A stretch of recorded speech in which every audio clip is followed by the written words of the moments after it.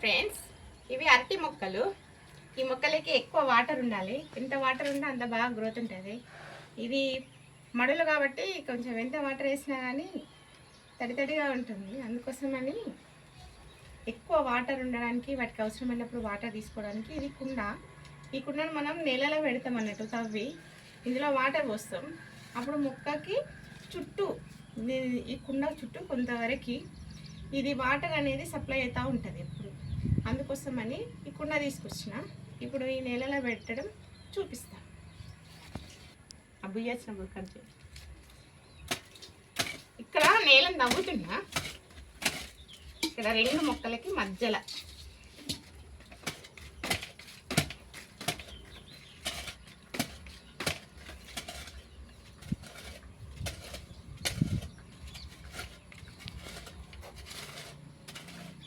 ఇలా తవ్వి లోపలికి పెట్టాలి.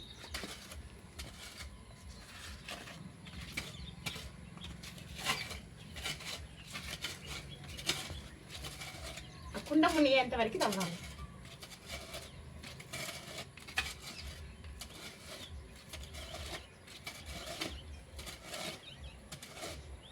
చూస్తున్నా ఇప్పుడు ఇది కుండ మునుగుతుందని.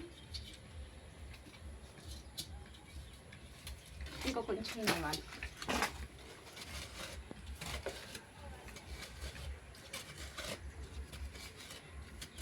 ఈ పద్ధతి ఎక్కువ వాటర్ సప్లై లేనప్పుడు ఉపయోగించేవాళ్ళు.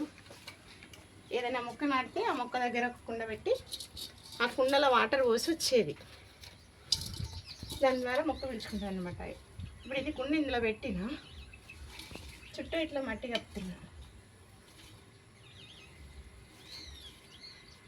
ఇలా మట్టి కప్పేసిన. ఇప్పుడు ఇది ఇందులో కుండ ఉంది కదా, ఇందులో వాటర్ పోస్తే ఈ మొక్కకి చుట్టూ వాటర్ అనేది సప్లై అవుతూ ఉంటుంది. అది ఇరిగేషన్, వాటర్ ఇరిగేషన్ లాగా ఉపయోగపడుతుంది.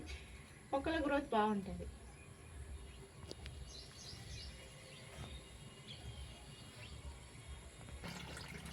ఫ్రెండ్స్, ఇది వాటర్ ఇప్పుడు ఈ పాటలో పడుతున్నాను. ఇట్లా పాటలో నింపి పెట్టాలి. నింపి దీని మీద మూత పెట్టాలి. మూత పెడితే వాటర్ అవసరం ఉన్నప్పుడు పెంచుకుంటూ ఉంటుంది మొక్క. చుట్టూ తడిగా ఉంటుంది, మొక్క మంచిగా పెరుగుతుంది. అరటి చెట్టుకి ఎక్కువ వాటర్ అవసరం.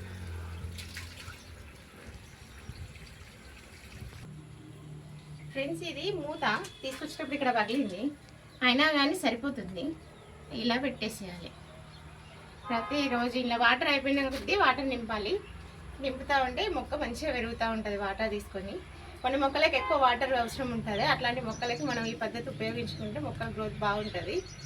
అన్ని మొక్కలకి ఏం వాటర్ ఎక్కువ అవసరం ఉండదు, కానీ అరటి మొక్కకైతే బాగా అవసరం ఉంటుంది. ఎంత తడి ఉంటే అంత ఎక్కువ పెరుగుతూ ఉంటుంది మొక్క.